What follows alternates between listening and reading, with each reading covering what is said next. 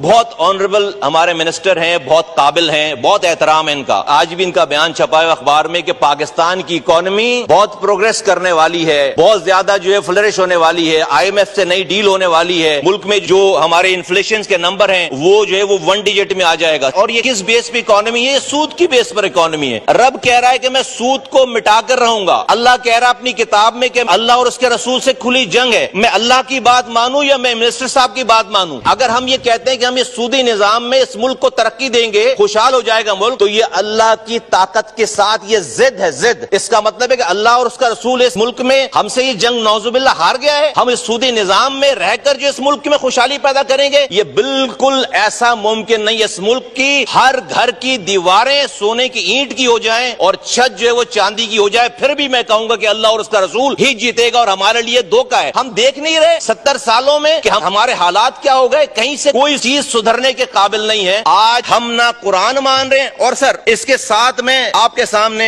دو باتیں اور رکھتا ہوں. اللہ کے رسول صلی اللہ علیہ وآلہ وسلم کیا کہہ رہے ہیں؟ اللہ کے رسول صلی اللہ علیہ وآلہ وسلم کی حدیث ہے. میں 2 حدیثیں آپ کے سامنے کوٹ کرتا ہوں. اللہ کے رسول فرماتے ہیں، حضرت ابو ہریرہ رضی اللہ عنہ سے روایت ہے کہ اللہ کے رسول صلی اللہ علیہ وآلہ وسلم نے فرمایا، سود خوری کے گناہ کے 70 حصے ہیں، ان میں سے ادنا اور معمولی ایسا ہے جیسے اپنی ماں کے ساتھ بدکاری کرنا. ایک بات. اگلی بات، نبی کریم صلی اللہ علیہ وآلہ وسلم نے فرمایا، جس قوم میں سود اور زنا پھیل جائے وہ دنیا میں ہی مستحق عذاب ہو جاتی ہے. سر اللہ کی کتاب مان نہیں رہے، قائد اعظم کو مان نہیں رہے، اللہ کے رسول کی بات مان نہیں رہے، ذوالفقار علی بھٹو کا یہ آئین 38F مان نہیں رہے، اور ہم کہہ رہے ہیں کہ جو ہے وہ ہم بڑے اس اپنے دماغ کو لگا کر ہم اس ملک کو خوشحال کریں گے. ہم مسلسل اللہ اور اس کے رسول سے جنگ میں ہیں. یہ پائلٹ آیا تھا انڈیا کا، اس کو ہماری فورسز نے مار گرایا. اس کو 2 سے 3 دن میں ہم نے مرم پٹی کر کے چائے پلا کر اس کو واپس بھیجا کہ ہماری کوئی جنگ نہ شروع ہو جائے، ہماری کوئی مسلسل جنگ نہ شروع ہو جائے. انڈیا سے جنگ کرنے کے قابل نہیں ہے مسلسل اس وقت ہم، اور ہم اللہ اور اس کے رسول سے 70 سالوں سے جنگ کر رہے ہیں. کارگل کا واقعہ پیش آیا، نواز شریف صاحب بل کلنٹن کے پاس گئے امریکہ کہ جنگ رکواؤ. ہم نے جلدی جنگ رکوائی کہ امریکہ سے جنگ کرنے کے قابل نہیں ہے. ہم کتنے بہادر ہو گئے ہیں کہ اسلام کے نام پر بننے والے اس ملک میں ہم جس دن سے ہمارا یہ سودی نظام ہے، ہم اللہ اور اس کے رسول سے کھلی جنگ میں ہیں. تو میں آپ سے گزارش کرتا ہوں، میں آنریبل منسٹر صاحب کی موجودگی میں، کہ ہم یہ ان کا بڑا احترام ہے، بہت قابل ہیں، بہت one of the best minister ہمیں جو ہے فائنانس منسٹر ملے، لیکن سر ہم اللہ اور اس کے رسول سے جنگ نہیں کر سکتے.